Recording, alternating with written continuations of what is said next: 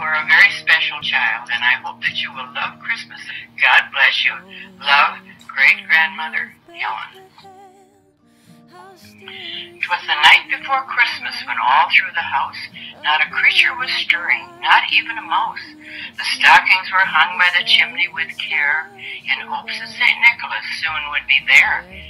The children were nestled all snug in their beds, while visions of sugar plums danced in their heads. And Mama, in her kerchief and I in my cap, had just settled down for a long winter's nap. When out on the lawn there arose such a clatter, I sprang from my bed to see what was the matter. Away to the window I flew like a flash, tore open the shutters and threw up the sash. The moon on the breast of the new-fallen snow gave the luster of midday to objects below, when what to my wondering eyes should appear but a miniature sleigh and 8 tiny reindeer, with a little old driver so lively and quick I knew in a moment it must be St. Nick. More rapid than eagles his coursers they came, and he whistled and shouted and called them by name. Now Dasher, now Dancer, now Prancer and Vixen, on Comet, on Cupid, on Donder and Blitzen, to the top of the porch, to the top of the wall, now dash away, dash away, dash away all.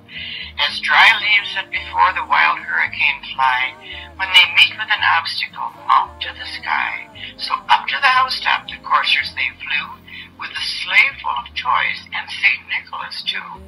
And then in a twinkling I heard on the roof the prancing and pawing of each little hoof.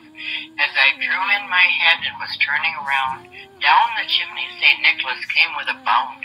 He was dressed all in fur from his head to his foot, and his clothes were all tarnished with ashes and soot. A bundle of toys he had flung on his back, and he looked like a peddler just opening his pack. His eyes, how they twinkled, his dimples, how merry, his cheeks were like roses, his nose like a cherry. His droll little mouth was drawn up like a bow, and the beard on his chin was as white as the snow. The stump of a pipe he held tight in his teeth, and the smoke it encircled his head like a wreath. He had a broad face and a little round belly that shook when he laughed like a bowl full of jelly. He was chubby and plump, a right jolly old elf, and I laughed when I saw him in spite of myself. A wink of his eye and a twist of his head soon led me to know I had nothing to dread. He spoke not a word, but went straight to his work and filled all the stockings, then turned with a jerk, and laying his finger aside of his nose, and giving a nod, up the chimney he rose.